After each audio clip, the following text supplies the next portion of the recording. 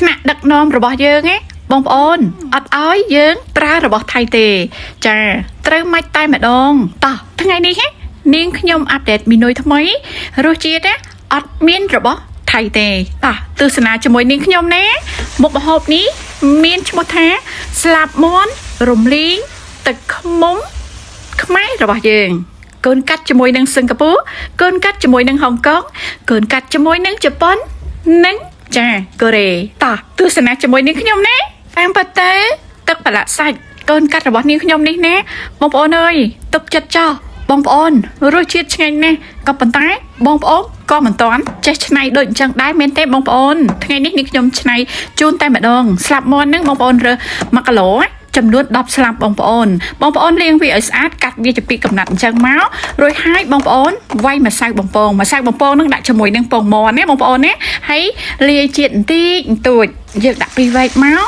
ចាដាក់ខ្លាញ់ដាក់ប្រេងឆាឲ្យក្តៅបន្ទាប់មកយើងដាក់បំពងបងប្អូនអើយបំពងបើកភ្លើងឲ្យអស់តែម្ដងទៅចាបំពងត្រឹមតែ10នាទីបងប្អូនឆ្អិនហើយត្រឹមប៉ុណ្ណឹងលើកមកណាបងប្អូនណាកុំឲ្យក្រៀមជាងហ្នឹងដោយសារតែយើងចាធ្វើតាំងទី2តែកុំឲ្យឆៅណាបងប្អូនបើសិនជាឆៅហើយនាងខ្ញុំដាក់ឲ្យឆៅដាក់ឲ្យឆ្អិនចាបាទនាងខ្ញុំលើកហើយនាងខ្ញុំបុកជាមួយនឹងម្ទេសខៀវបន្តិចមកកូរខ្ទឹមបន្តិចមករំលីងខ្ទឹមសឲ្យវាឈ្ងុយដាក់បឺប៉ុណ្ណឹងមកបងប្អូនចារួចហើយគឺយើងដាក់អាគ្រឿងបុកនឹងចូលបន្ទាប់មកគឺយើងដាក់ជាមួយនឹងស្លាបមាន់បំពងបិទហ្គាសសិនណាពេលហ្នឹងបងប្អូនបិទហ្គាសសិនរួចហើយទឹកប្រឡាក់កឿនកាត់ស្តង់ដាមកពីប្រទេសសិង្ហបុរីនេះដាក់ពីរវែកបងប្អូនលាយជាមួយនឹងទឹកខ្មុំបន្តិចប្រេងម្ទេសបន្តិចបើហ្គាសវិញបងប្អូនត្រឡប់មកបងប្អូនអើយក្លិនលឹងឈ្ងុយមុខម្ហូបនេះណាសម្រាប់បងជាក់ក៏ត្រូវបងប្អូនហូបជាមួយនឹងនំប៉័ងក៏ត្រូវដែរបងប្អូនចាហូបជាមួយនឹងដំឡូងបំពងក៏ត្រូវបំពងក៏ត្រូវ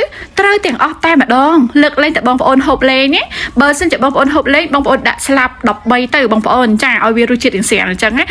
ជាងហ្នឹងចារសជាតិហ្នឹងរមុតល្មមនិយាយចំឆ្ងាញ់ណាបងប្អូនតានេះបងប្អូនយកទឹកប្រឡាក់ទៅ